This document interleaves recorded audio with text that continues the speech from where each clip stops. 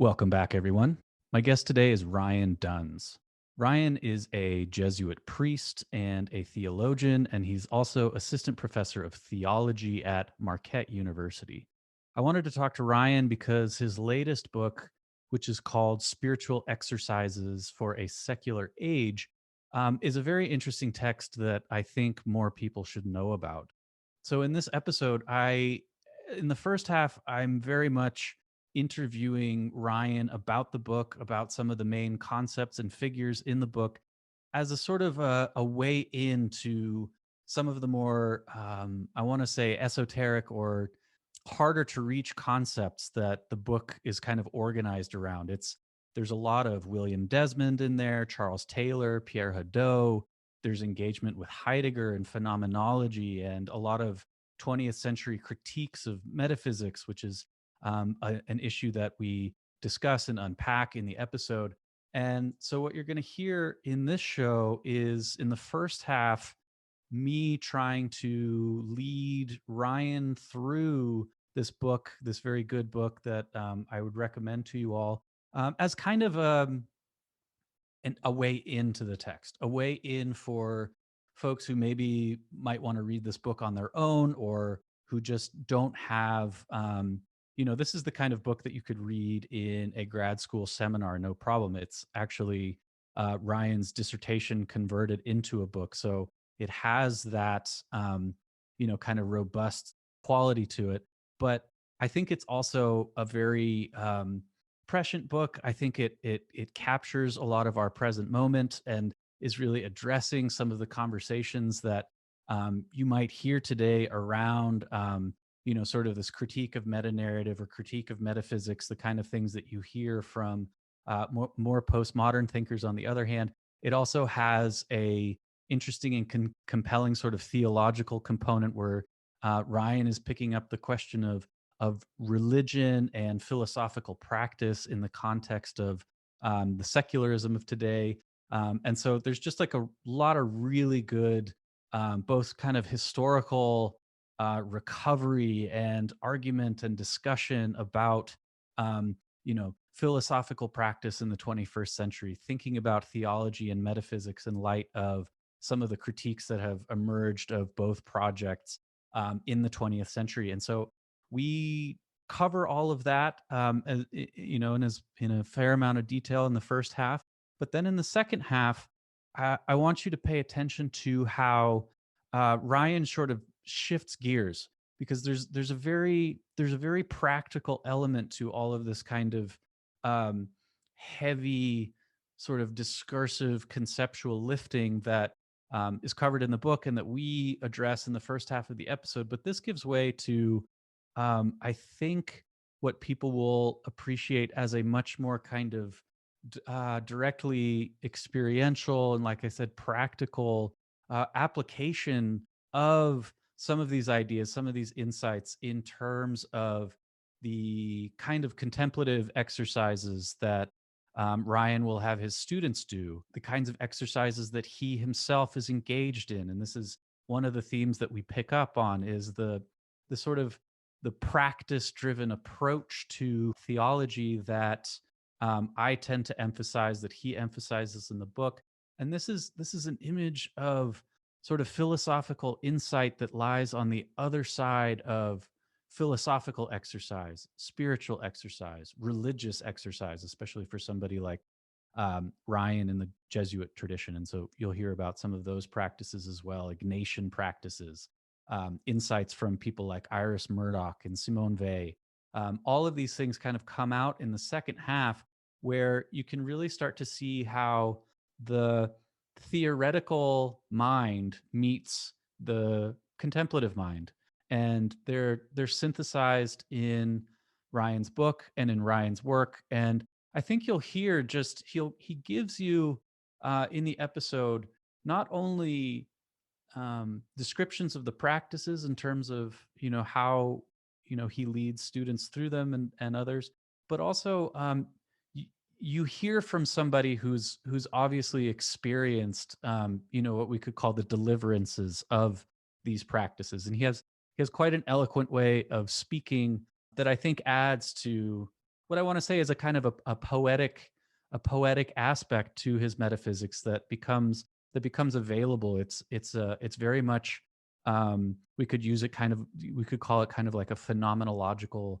project that he's engaged in this recovery of practice, metaphysics, philosophy, William Desmond, Charles Taylor, Pierre Hadot, all of these things. So my sense often is that people's minds tend to be organized a little bit around, on the one hand, more theoretical, more discursive, more rational, more conceptual pursuits, or more practical, more experiential, more contemplative kind of activity.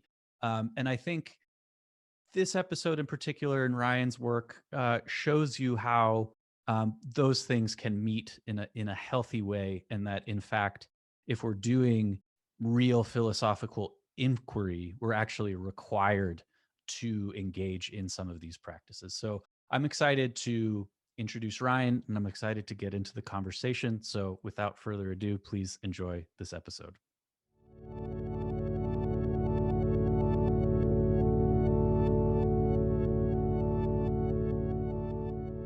I want to start with your book, which I have been reading over the course of the past year or so.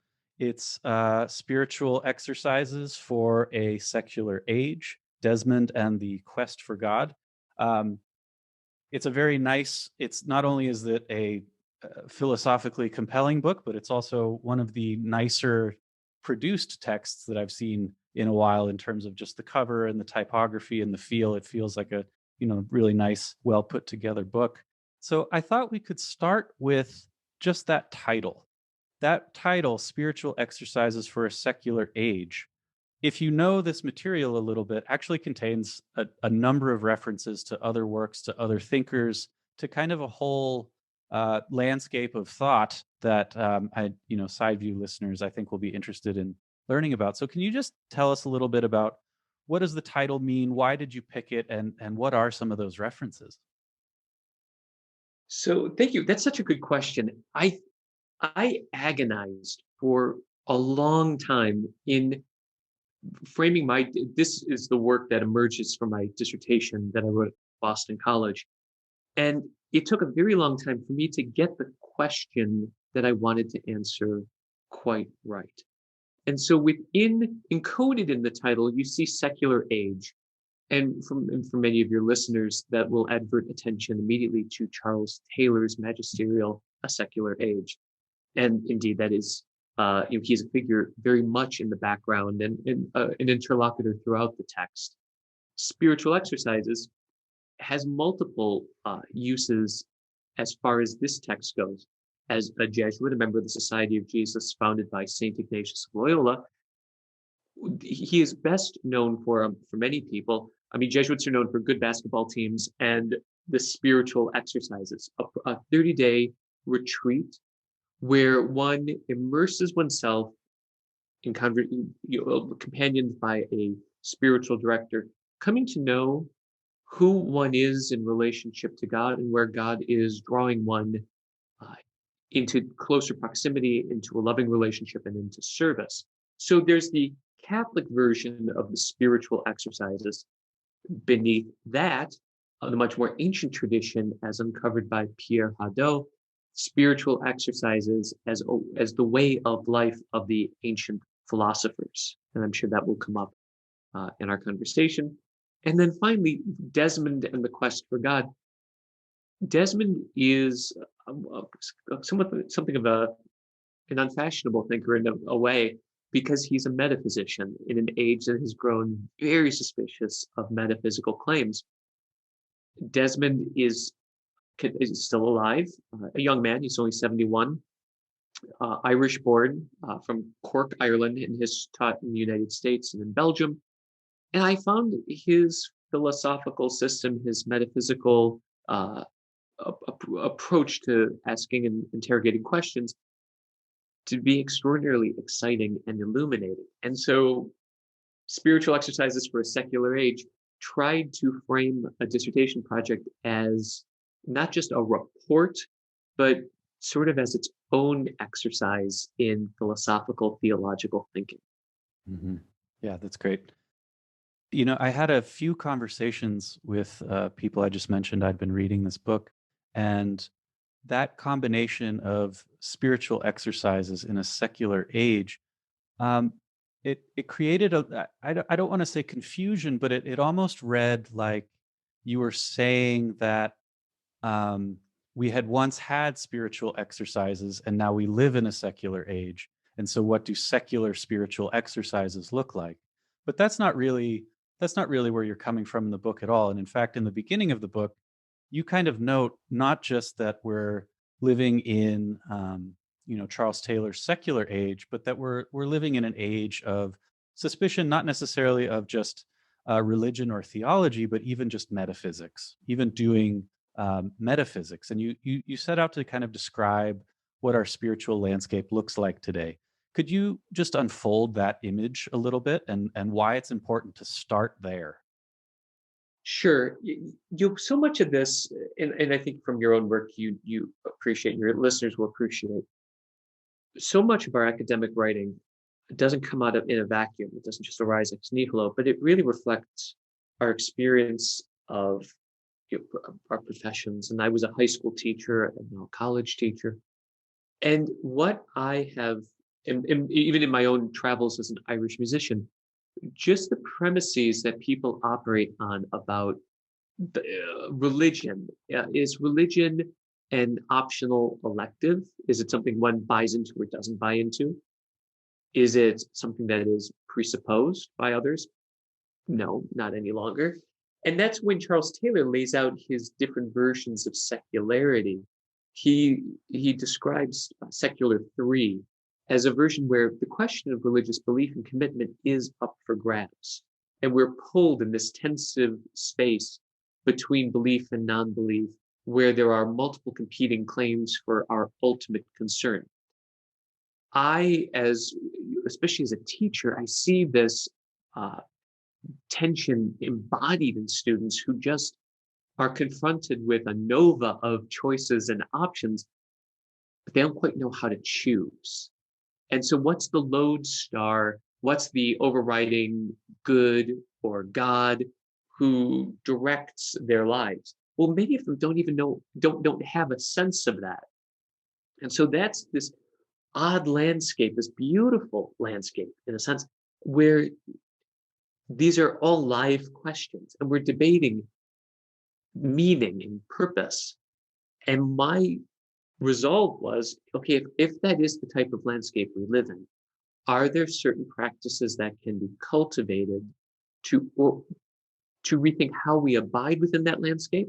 How do we stand on the map of our age? And is there a way of negotiating the terrain in a way that sort of gloms on or resonates with older practices Mhm. of spirituality? Right. And that's I love that in the book you start off with this kind of description of, like you're saying, the secular age, and then very quickly you move into discussion of ancient practices, ancient philosophical practices, ascetical practices, and how there's something in that arena or approach to, well, philosophy, spirituality, and religion that maybe is absent from the more exclusively cognitive or conceptual approach that we might take to some of these questions today. And so there's kind of a call. There's two things I'm reading in the book. One, there's kind of a call that there's something back there in the ancients that we need, and that historically we've drawn on, and we need to continue to draw on. At the same time, a simple return isn't really what you're talking about. You're engaging with a lot of new thinkers, with a lot of 20th century philosophy, with a lot of the critiques of metaphysics. So it's clear to me that there's a little bit of a tension there between recalling the old sources, but also grappling with these new conditions, these new ideas, these new critiques. So how do you see the relationship there between that kind of recalling, but also that engagement with what's happened in the 20th century? That's such a great question, and that's what I tried to work through. I mean, the book reflects my own struggles to try to preserve and retrieve a a tradition and bring it into creative dialogue with our current age. I would say, the book I'm reading right now is Richard Carney's brand new book, Touch. And Carney maybe draws too fine a line between the Plato and the visual and Aristotle and De Anima and touch. That touch is the primary sense. Mhm. And Carney's book is absolutely beautiful. But Carney rightly is trying to retrieve insights from ancient authors, in this case Aristotle, and show the relevance, how 2,000 years later they get picked up by Husserl, somewhat by Heidegger, Merleau-Ponty, and company. And Carney was my teacher. So there is a model there for how I think. What I liked about the notion of spiritual practices, particularly I'm wholly indebted in this case to Hadot, is that he does not at least envision philosophy as an excarnate practice, as something we just do in our heads, or this intramental activity that we then regurgitate and put up on on paper and publish it. But the philosophy actually makes a claim on how we comport our lives, how we interact with others, how we see the world. So I was inspired by those kind of practices, the meditative exercise, the reorientation of vision, the conversion of mind. And I saw in Desmond and in Taylor an opening for that. Mm. In the book, I say the most important page of text I think I've ever read is page 755 in a secular age. And that's when he calls for basically new itineraries. And he says, look, the things that used to work in the old days don't bear their, I'm paraphrasing, bear their pilgrims any longer all the way along. What we need is new routes, new itineraries, as I would refer to them, that can bear us toward the sacred.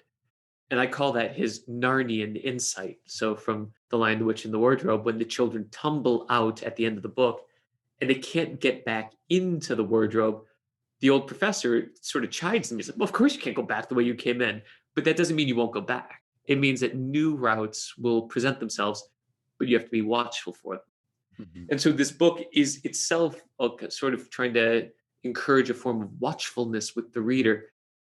I might be a total failure. I might be a total failure in what I do in the book, but I'm convinced at least that those routes can disclose themselves. And so if it encourages a stance of vigilant watchfulness, then on that level, the book is successful. If it helps people to look for disclosures of the divine in the everyday. Yeah. Yeah. No, I think, my personal opinion is that the book certainly is not a failure. I think the first time I reached out to you on Twitter, I found this book. I had been writing myself. And many people who are listening will know that I'm also writing a dissertation, finishing a dissertation that's also going to become a book on Pierre Hadot and practice and perception. And a lot of that conversation likewise had to do with how do we get out of talking of philosophy.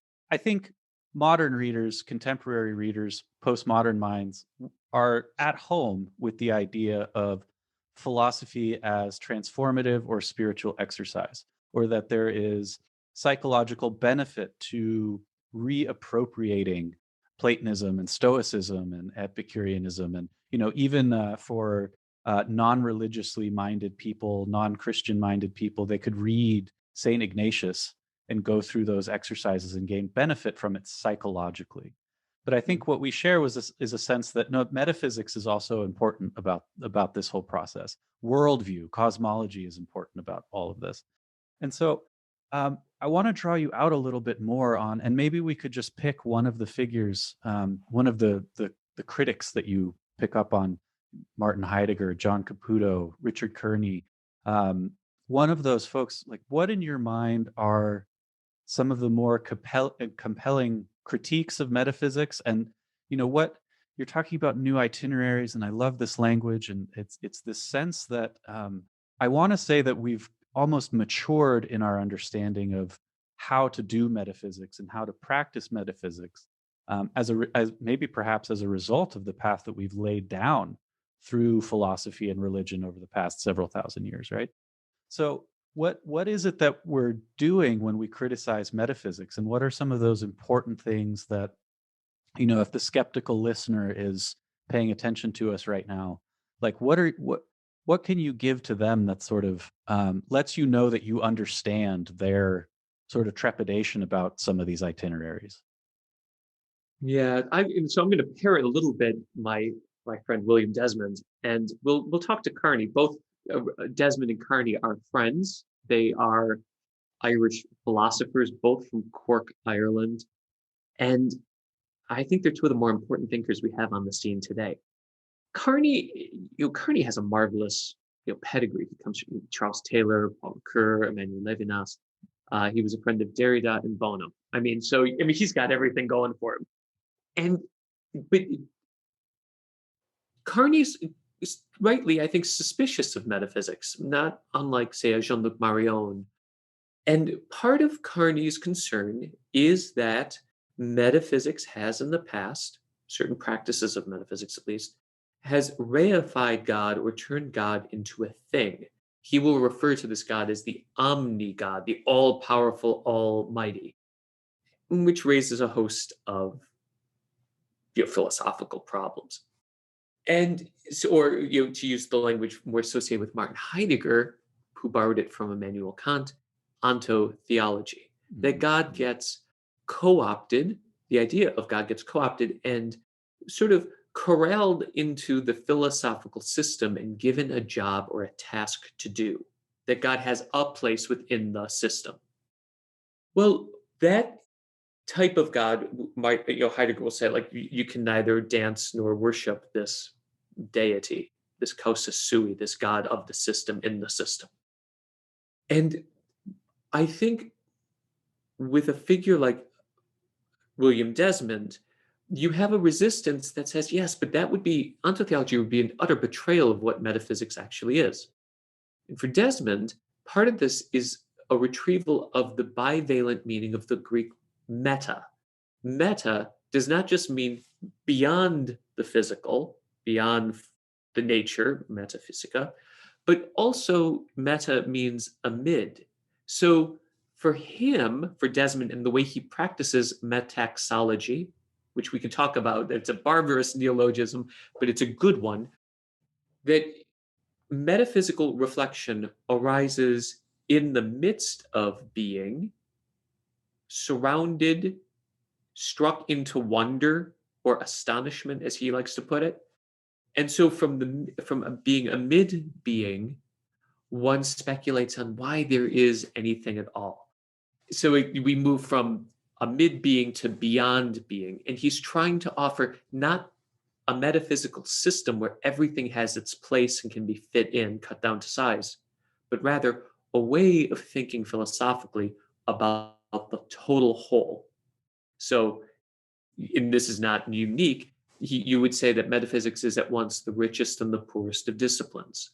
Richest because it can ask about everything, poorest because it admits it can contain or can grasp or apprehend nothing in its entirety. Mm. And the fact that it has to ask bespeaks its lack. So that's, the defense of metaphysics is extraordinarily hard because you have to take people, on their own critique, based on their critique. So like Jean-Luc Marion will come back, and I think he conflates metaphysics as a discipline with what he receives from Suarez, for instance. Or Heidegger's critique of ontotheology doesn't necessarily apply to Thomas Aquinas, but would hit, say, Aristotle and Hegel. So we have to be really, Merold Westphal uses the example of people running, graduate students especially, and I think conference goers generally, running around with the word ontotheology and using it sort of like a Star Trek phaser, like set to kill. It's like ontotheology, and then it zaps your opponent, and you've turned your interlocutor into a pile of ash because to be accused of ontotheology is a pretty bad thing. Desmond at least gets us around that. I have found him to provide practices of speculation and reflection that help to show the impoverishment of some of the stereotypes of metaphysics and bring us to a much more rich wellspring. Right, right. So maybe we can go into some of the core concepts of the book. I see it turning on, if the three main figures are William Desmond, Charles Taylor, and Pierre Hadot, the three sort of associated concepts might be something like the metaxu, the in-between, ascesis, spiritual exercise, and metaphysics, but metaphysics in conjunction with the other two concepts. And I think what really makes this book work is the way that you deploy all three concepts together in a way that it's not immediately obvious, for example, what metaphysics as a practice might mean. Even if you are sympathetic to metaphysics, I think it's easy to conjure an image of metaphysics as simply system building, as you were kind of gesturing towards. Yeah. But so maybe, like metaxu, metaxology, ascesis, these are words with an old history. They've been used in a lot of different contexts.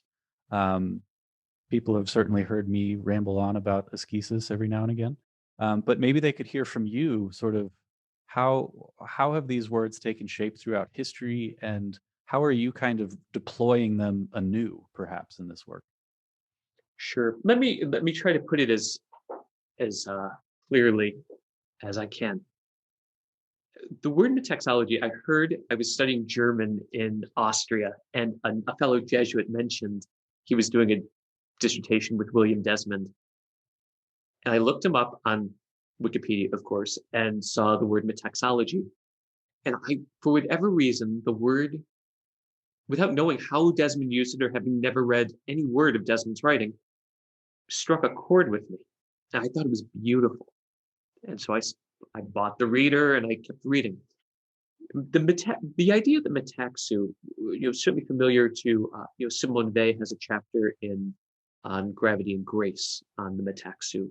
But the word's provenance, we could look back to, say, Plato's Symposium, where it describes the between space, a space of intermediation. And so when Desmond uses the phrase and articulates a metaxological metaphysics, he is giving an account of that between space where beings intermediate with one another. If I may use an example, this will be maybe clear for the people watching on YouTube, but if you make a fist, that Desmond would identify that as, say, like univocal speech. So we're familiar with univocity, equivocity, dialectic, and then Desmond adds this fourth, metaxological. One fist, univocity. The fingers splayed outwards, equivocity. One hand grasping the other, dialectic. And his critique of dialectic is that it resolves eventually, where one pole tries to subsume the other. But the metaxological sense of being, which is not a system closed, but is a systematic approach to inquiry, is like a handshake that acknowledges what is other to the self without trying to subsume or control. So it maintains a sense of alterity, but not an utter alterity that cannot be engaged with. Well, when I look at ascesis, what I'm interested in is the disciplines of mind, the practices that can be undertaken to awaken one to the rich veins of Desmond's metaxological metaphysics, the ways that we can be reawakened again and again to wonder, to a sense that of why to re-enliven the question, why is there something rather than nothing? So as a theologian, that's extraordinarily important to me. One way that happens is, through Desmond as a way of reappropriating old arguments, say the ontological argument taken from, inspired by Anselm, or Thomas Aquinas's third way, the argument from contingency. And he provides a way of replanting those arguments not as deracinated proofs, but more as intellectual probings, practices of mindfulness that invite us into a process where we start to feel around the created world, feel around the system, and start to notice a surplus, or in what he would say is overdeterminacy, that bespeaks, say, in this case, the creator. So it's kind of like full body contact philosophy. He wants you to enter into the arena and enter into the metaxu, to do so in a disciplined, mindful way, and to be roused to a sense of what is more than the system and what gives the system to be. Mm-hmm. Mm-hmm. And so certainly that's also the connection with Hadot here, who's constantly reminding us that there's quite a bit to philosophical insight that isn't simply about understanding the correctness of propositions, but they actually require a change in the person, a change in the subject, in order to, I want to say, gain access to certain modes of insight, to certain modes of experience, to certain kinds of encounter with the world at large. Transformation is required. It's not simply given to you as you are. And I think that's the root of ascesis, as I understand it, is this kind of transformative activity. Could you talk a little bit about, your personal life, your professional life, the philosophical work you're laying out in this book? What kinds of practices are we talking about? What kind of practices do you use, and how does that relate to the insight? I treat the practice as primary, right, and the insights flow out of them. So, what are the practices like for you? So that's a brilliant question, and thank you. Let me say, right now I'm very taken with Iris Murdoch. I love Murdoch as a novelist. I love Murdoch as a philosopher, and I think she is woefully underappreciated, and she deserves more attention. Murdoch has a brilliant understanding of the practices involved in how we see the world, and she encourages, and she draws on Simone Weil for this, practices of unselfing, of learning to see what is other to the self as the other manifests the self from the self. So Husserlian, so Heideggerian. But what I have been able to incorporate personally and and professionally are practices of what this semester I'm calling a becoming beholder project. So the course I teach, Contemplation and Justice in a Violent World, I basically built a theology lab into class. And so every session involves a 15-minute practice of contemplative silence. And I have taught them how to contemplate. And we do this as our practice. 40% of their grade this semester is to make a weekly visit to the campus art museum, where they have chosen one piece of art that they behold for 15 minutes a week to tell me what they see. And their fourth papers will be due on Thursday. I've read 3. And to a student, I am amazed at how by the second and third paper, they're saying, I didn't think I would be able to find enough to write about, but here I am. There's so much more there than I ever could have imagined. That type of practice, that disciplined showing up, of allowing what is real to be present to oneself, does 2 things. It allows the integrity of the other to stand inviolable, so that I'm not trying to impose anything. I allow it to disclose itself.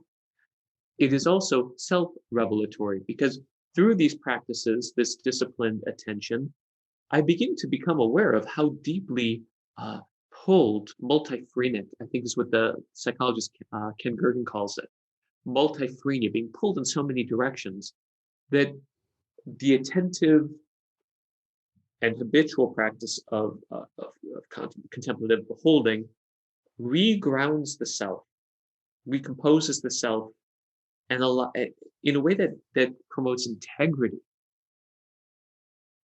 I have found that in my own life, that what I do say for 30 minutes every morning and at night has also translated in how I stand in line at the security, at security at the airport, or waiting to get my COVID shot, or wherever. Instead of freaking out, I have learned a different way of abiding within the world that brings me peace and calm, but also communicates that to others. I am differently in the world, not because of what I know, but because of really how I know and how I embody the practice. So in the Christian way, you would say like one becomes a sacrament and mediates that encounter. So what I have encountered, I, uh, pass on to others. Right. And that's been, I think my students have found that really exciting as well. So when you say that you teach them how to contemplate as part of the course, what does that teaching involve? Like, can you kind of take us through a little mini instruction on what you would tell them, and how, just how you guide them through that process? Yeah. So the privilege of teaching contemplation is that it's easy and incredibly difficult for them. It's easy because the steps are very simple. I explained that what do they have to do? Nothing. And I don't know about you, my students are accustomed to achieving. They're doers.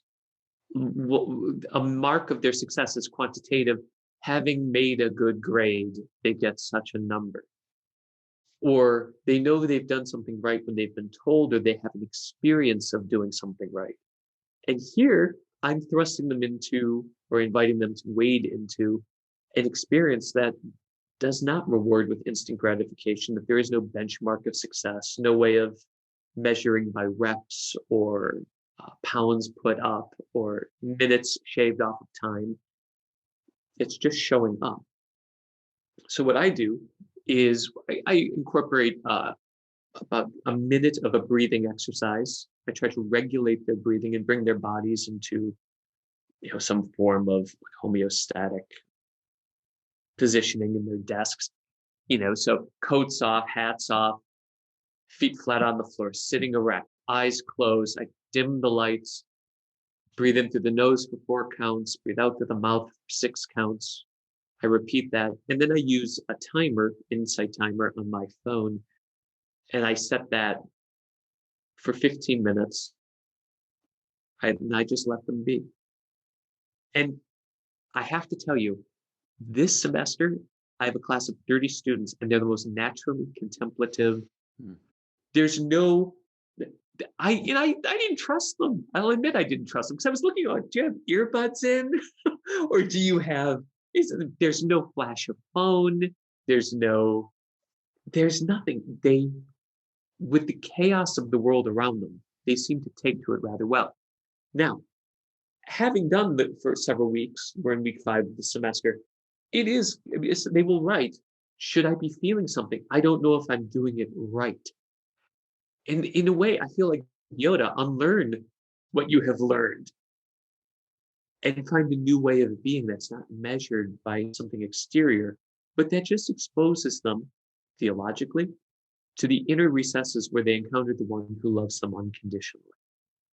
So it's an Augustinian itinerary asking them, who live so much of their lives outside of themselves, projected by, their engagements with their devices, to move from the exterior to the interior, from the inferior to the superior. And that's Augustine, the narrations on the Psalms, I think Psalm 51, where we have this dual odyssey of moving inward and moving toward the superior encounter with the Holy One. And what I find, even now, granted, it's a theology elective, and I think every one of my students is Christian, if not Catholic. Most of them are Catholic, it seems. I don't ask. But their papers reflect a lack of anxiety, a diminishment in anxiety, diminishment in depression, a greater sense of purpose, fullness. So it's just good. I mean, for me, it's just great data as an observer to see how did these practices transform their lives, not just inform because the class has content, but also how does it shape the inner contours of their hearts and how they see the world around them. Mm.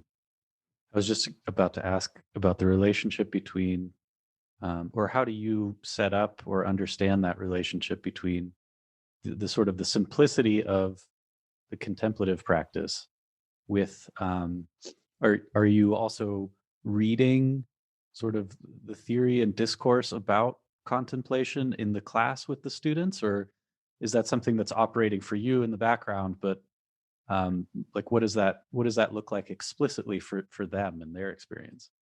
So the course is really I designed it actually here. I was preparing. So given the moment that we are in 2021, especially with questions of racial justice in Milwaukee, the most, if not the most, it's the second most segregated city in the United States. I elected to do the contemplative practice runs in every class. That's the non-negotiable. The academic portion of the course begins with the theories of René Girard. So we do a pretty thorough read of I See Satan Fall Like Lightning. And I begin to show them how the theory contained that Girard explicates can have real world applications and has implications for how we live. So that the theory doesn't disengage us from the world, but it transforms how we stand within the world. And then the third, so if that's the contemplation is the top of the sandwich, then the meat is Girard. And in the second half of the semester, it will be Brian Massengill, M. Sean Copeland, and James Cone. And we finish with Constance Fitzgerald on John of the Cross. So then we do theology and race as sort of the meat, the academic portion. And the concluding, as a Jesuit and someone who I'd like to think I'm attentive to the needs of our students, I teach this book, Dean Brackley's The Call to Discernment in Troubled Times. So this book gives an Ignatian layer, an Ignatian practice that we do one chapter every class, and I synthesize our academic content to this. So I'm teaching them not only the contemplative practice of how to be still, how to listen, a form of vigilant. Again, I use the phrase vigilant watchfulness. But here I'm also helping to capacitate them with skills in discernment. So that I want the class not to be one more thing that they've taken, but that it's an experimental laboratory where they say, well, this stuff works, or let me try this on a little bit and walk around in it.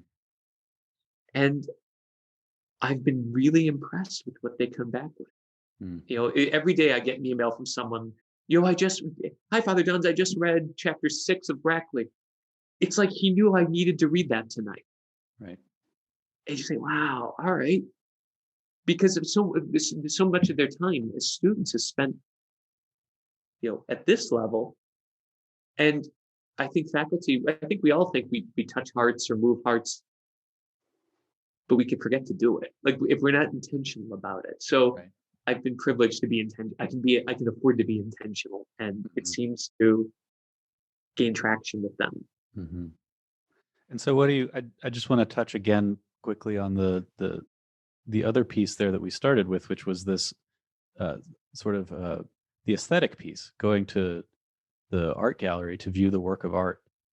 What kind of change would you be willing to share, so in general, like what kind of changes you see over the weeks? So like in one case, so they have to do two things. They have to give me their typed up paper, but I also want their notes. Because I want to see what they're writing. Like, I'm just curious. One student wrote, just scribbled in the margin, I wish every class did something like this. This is what college is about. And it was a paper talking about every week, this student has written about um, the way what appears and what manifests is so deeply shaped by the student's own inner struggles and turmoil. And the student wrote, "I feel like I'm not alone, that I'm not only beholding, but somehow I'm being watched and known." I thought, that's brilliant. Another student, less on what was being seen in the art, but wrote in her third paper about the transformation from experiencing some self-consciousness, having to sit in a gallery and look while other people are milling around. And she doesn't have a sign that she can hang and say, like, "I'm beholding right now." She just has to show up. And in the third beholding session, she said, "I'm becoming more comfortable and less self-conscious about being there. I don't need to worry that people are judging me." And I think that, in each case, I started, especially this latest batch of papers, you're starting to see cracks in their self-understanding, where glimpses of who they really are underneath the facade or the mask that they have to wear all the time, and they're becoming themselves. And I think that's what this exercise allows them to do. It's just, they don't have to do anything. They just have to be. And most of them don't know themselves all that well. And if I can facilitate an encounter of self with self or self with the divine, then it's my obligation to do so. Mm-hmm. Yeah, that's really nicely put. I'm observing here that there's an interesting, almost an inverse relation between the theory that we started off talking about and the figures, Martin Heidegger, Charles Taylor, William Desmond. These are sort of, in my mind, sort of top shelf philosophers. Not always easygoing. It takes quite a bit of work, and probably quite a bit of help. If you can pick up one of these books without assistance and just read it and understand it, I think you're a fairly rare person. But what you're describing here is something very simple, and something that certainly probably benefits from having a guide, sort of spiritual directorship in that sense. But is also, it doesn't require that theoretical front loading to really kind of get. And there's something interesting about that to me, because what you kind of, I didn't really get this immediately when I read the book, but now listening to you talk about what you're having your students do in class, you're very much teaching them about this thing you call epiphanic attunement, kind of towards the end of the book. So I'm wondering, maybe we can kind of merge the two streams now and go back a little bit into the book, into some of the, there's just one or two more concepts I think people would benefit from kind of having available to them. But it starts with this notion of epiphanic attunement. And so I'm wondering, can you just say a little bit about that? It sounds very similar to what you're sort of describing, having your students do in front of the artwork, but perhaps it also has a kind of a more general sort of philosophical valence to it. Sure. Like, let me put epiphanic attunement within sort of its own tensive dialectic, and it's poesis and aesthesis. So, in Greek, we would have poesis as a making and aesthesis as a perceiving. Mm-hmm. The ascetic practice of metaxology immerses one and makes one aware of the world not as a static block of mute there-ness, like it's just there, but that the world itself, all of creation, crackles with, if I can use Flannery O'Connor, like a hidden light. It pants for the secret light. What metaxology, in my experience of reading it, what I found it doing was awakening me to that poetic process, this poesis that was ongoing all around me. And the more I realized that I was caught up in it, I saw that I was perceiving it more and more clearly.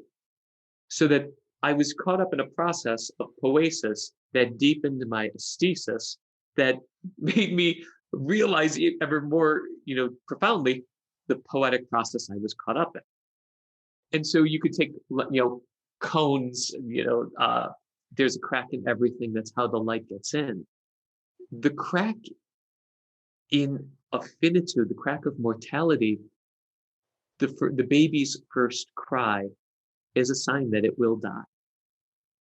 But in that first cry, you also hear the call of a creator and the infinite possibilities of this child's life.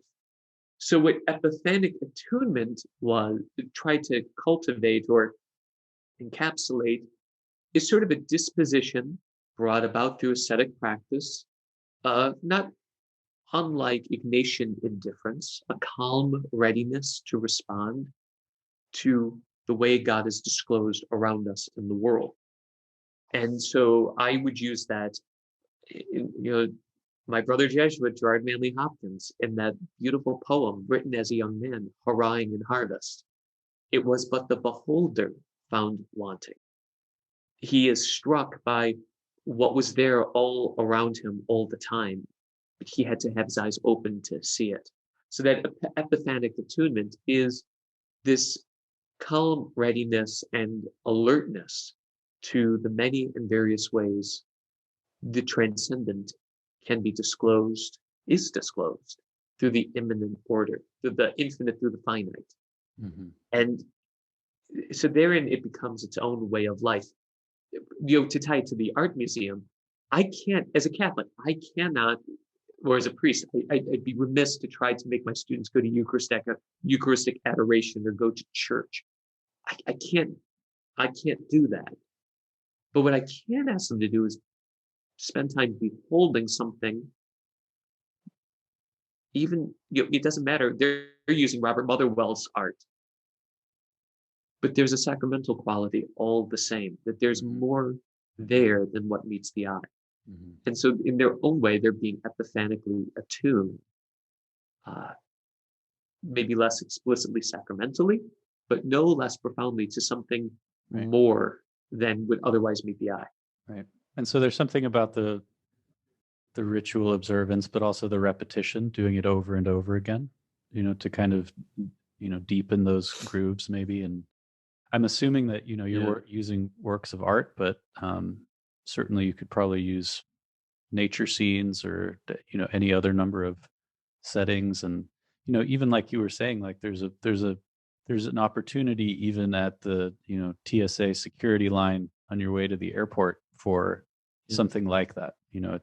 It's there, in potential or in reality, maybe, I'm not sure. But I like this connection too between aesthesis and poesis. And that's sort of like one axis of connection, but towards the end of the book, you have a fourfold connection that I'd like to draw you out on a little bit, because there's that one axis of creating and being and perceiving, but then there's the fourfold that you talk about is right belief, right conduct, right emotion, and right perception. So there's kind of four factors actually there in how things show up to us, right? And I thought this was one of the sort of, in addition to the stuff that you're doing with the students, this is where it got kind of really practical for me, at least. You can see a loop between it's something like a loop between like belief, action, perception, feeling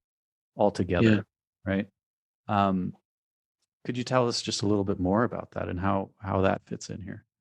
Gladly.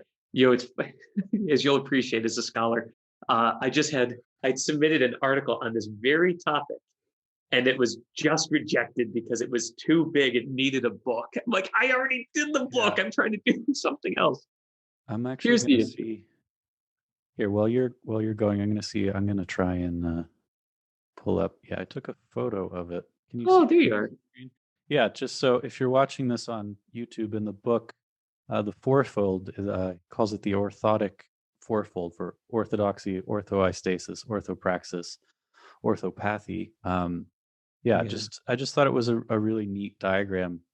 Like I said, belief, perception, action, feeling. If you wanted to. Sure. here's the that way.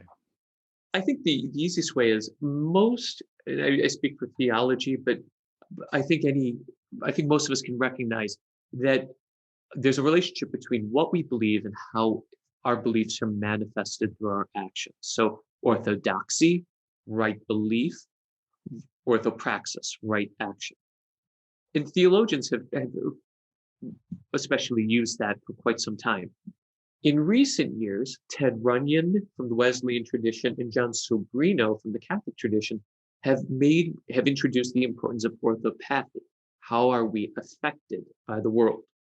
So here we have now a more uh, concerted effort to integrate questions of the emotions and the affections, how the world affects us and impinges on us, that we can be well or poorly affected by what we perceive.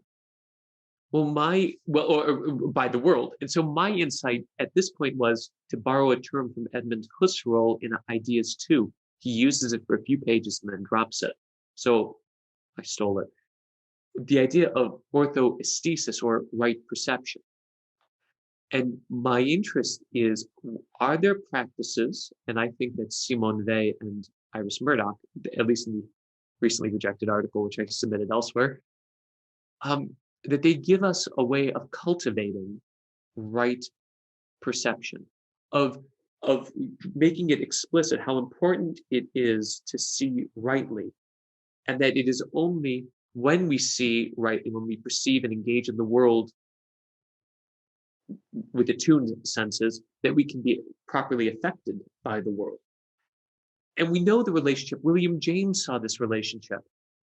Lisa Feldman Barrett, the neuroscientist, has done a phenomenal job of and I gotta tell you, she's great. She's a great writer, and she's fabulous on the question of the relationship between belief and perception. Mm-hmm. I have her book somewhere back here. Her book sitting there. Yeah, like How the Emotions Are Made is excellent. And I just read yesterday the 7.5, the newest one. They have 7.5 things about the mind. It's a nice little digest of the big book and her articles. But she really gets the psychology of we do not see the world as it is, but as we are. And we know this from our moods. We know this from, when I'm grouchy in the morning, my community member who always rubs his nose the same way, it really gets to me and it annoys me more than usual. If I'm in a good mood, I can laugh it off. So how we are affected by the world shapes how we feel, shapes how we perceive, and vice versa. And so epiphanic attunement is the form of orthoaesthesis. It's a way of it's a cultivated way, the disciplined way of beholding the world around us that is ever on the lookout for an opening to the transcendent. Mm-hmm. Yeah. And that connects us back to this idea that I raised at the beginning of our conversation, which is that there is, I don't know what somebody like Lisa Feldman Barrett would think about metaphysics and theology necessarily. She's an atheist. I'm not sure. I'm not sure where she lands on that question, but what I can guess. What's interesting to me about what you're saying, though, is that there are a lot of scientists, smart, deep thinking, careful people who kind of have they've gotten to a point in psychology and anthropology and cultural studies, historians and so on. The religious and spiritual impulse is so widespread; it's practically unanimous throughout history. So there's a call to explain what's going on from an evolutionary perspective, what's going on from psychological and anthropological perspectives. And I think in a lot of cases, we have some strong critics out there, sort of new atheist types who just don't really want to engage with the full spectrum of what religious practice might bring. But there's also, I think, an increasing awareness that, maybe we can couch the religious feeling in humans as in psychological terms. We can make sense of it using modern psychological language. You've gestured towards benefits of contemplative practice that are, calmness, surety, some various types of resiliency. Anthropologists point to, the community benefits, social benefits of religious community life, things like that. Evolutionary benefits, you can take a really Yeah. strong kind of reductive approach to it and posit that, well, religions are a great way for genes to propagate themselves, because they create these kind of in-group, out-group dynamics and so on.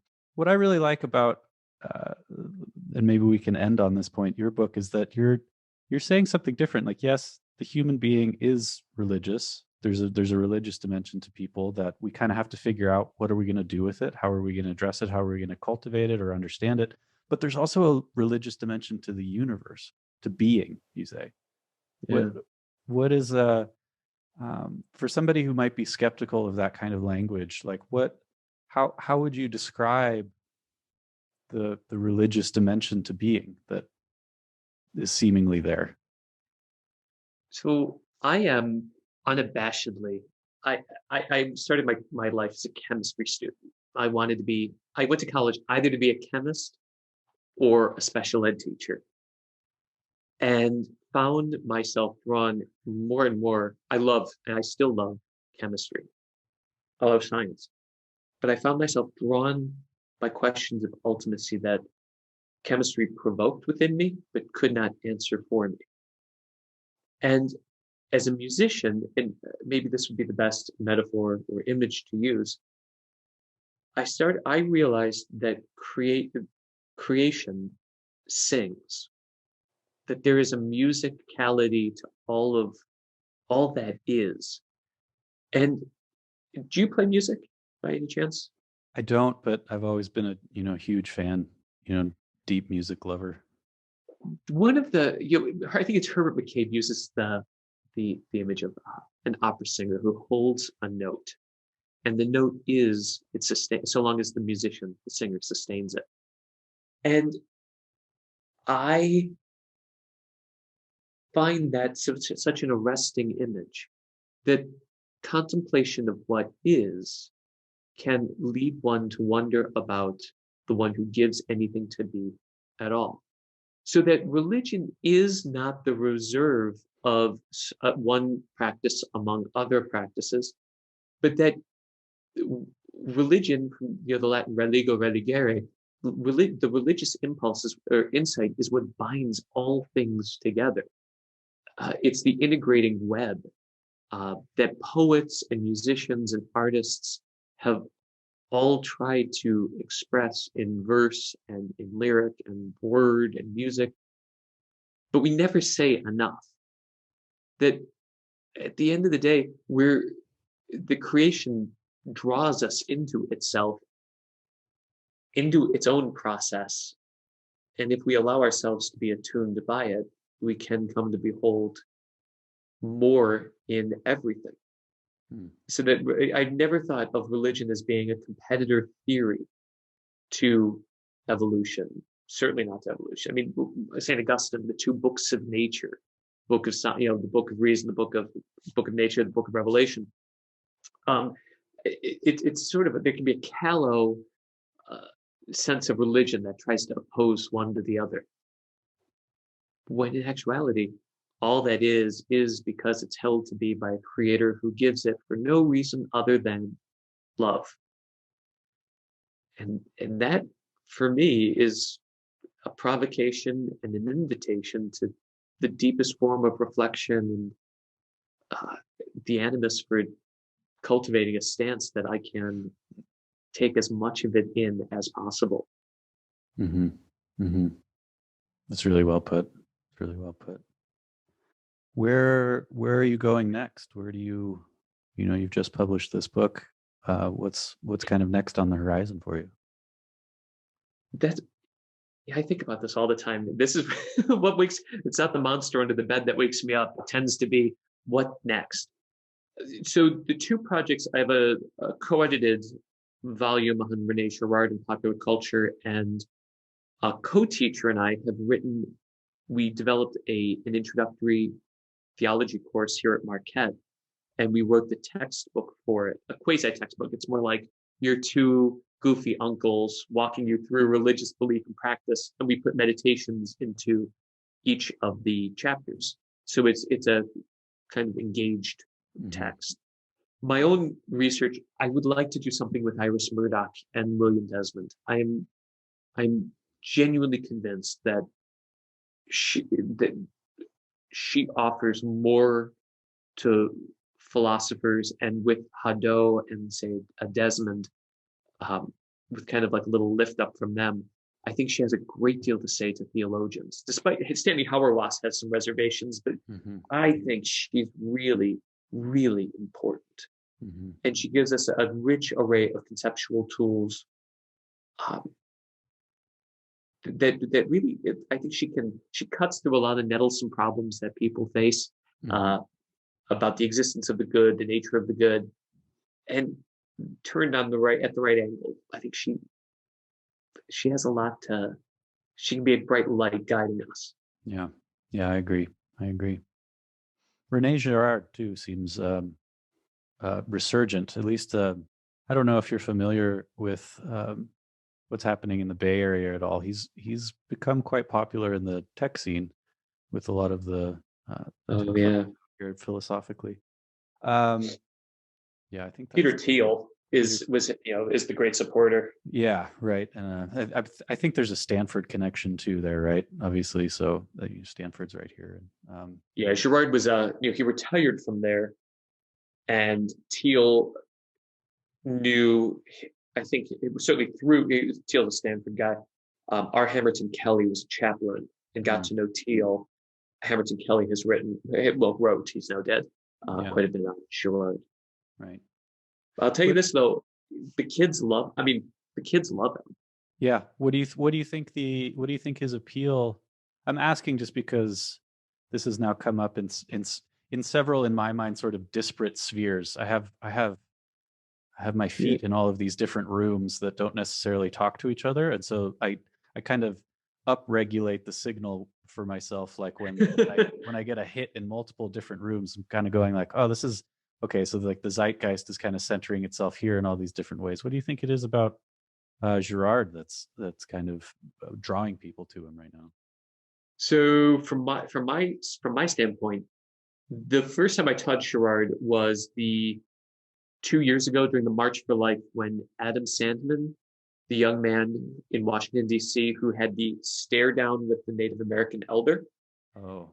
And that went viral. So I had I was teaching the books. I thought it would be interesting for them. Well, all of a sudden it became this amazingly predictive theory. And I kept saying to the students, we're going to bracket out what we think happened. Like, our interpretation, let's just watch the mechanism at work. And it was outrageous how we saw these dynamics at play. Yeah. With a bit of effort. So I use The Devil Wears Prada. And those, just to be clear, that mechanism is mimesis, essentially, right? Or mimetic desire, the fundamental insight. Not memes, but mimetic. But there's a weird connection there between memes and mimesis, and I think yes, the key insight: I desire according to the desire of others. Why do television commercials have fit attractive people? Because the implicit message is, if I buy this beer or this product, I will have this form of life. And what Girard's insight, as he articulates it toward the end of his career, all desire is a desire for being. All desire is a desire for being, and how we imagine ourselves to be is mediated to us by others. Now, that's a very simple version of it. But what it does is it gives you a way of talking about conflict and rivalry, of violence, and his famous scapegoating mechanism. And in a theology class, the kids, my students at least, have taken to it, and they're very, I think they see themselves reflected in it, the patterns of their own desire, which is why I teach it in tandem with discernment, and I teach it with contemplation. What is your deepest desire? For Girard, we are desire. I mean, like the animating principle of life is desire, desire to be. Our hearts are restless, O Lord, until they rest in you. So the theological overlay is really important and powerful and observable. So I teach. I mean, if tomorrow's class we're using Susan Boyle, her audition tape for Britain's Got Talent, in conjunction with Joseph and the Amazing Technicolor Dreamcoat. And we've talked about The Purge, and you can watch the movie The Platform on Netflix, all through the lens of mimetic theory, and find a very different type of movie as a consequence. Or The Devil Wears Prada is the great, that sweater belt scene. It's really remarkable. And you just see the kids staring up going, whoa, this is really? Yeah. So it's one of the few times you actually see them having insights. Right. And that's ideally the work of philosophy on some level is making some of that implicit stuff more explicit, so you can have some kind of conscious relationship to it, I think. Yeah. Just Absolutely. Just in terms of being aware of the dynamics that are operative in your sense-making system, kind of as you're trying to make sense of things. This was a really great conversation, Ryan. I'm so glad you sat down and offered us these ideas and practices, and I'm so glad to hear you're doing this in your courses. And I would like to see more of that kind of thing happening in more places, inside the university, outside the university, and so hopefully people listening can, have a few handholds or footholds to, if they're not in the orbit of teachers and resources that do these kinds of things, that maybe you've found some concepts to grab onto that you can pursue in your own time. How can people learn more about what you're doing? Where are you online? Is there particular places that you inhabit and they can follow you and things like that? Yeah, sure. I have an academia page. I'm new to that. I'm on the Twitter. Okay. Facebook. What's your handle on Twitter? Duns SJ. I'm terrible at the Twitter because I always forget to tweet. Yeah. So, but I think it's Duns SJ. Marquette. This is healthy. This sounds healthy to me. Healthy level of engagement with social media. I'll pull up the handle and link to it in the show notes so people can find you. And the book, Spiritual Exercises for a Secular Age, you can get it everywhere books are sold. Highly recommend it. And thanks for coming on, Ryan. I hope we can do this again. Much, all right, take care. Thank you.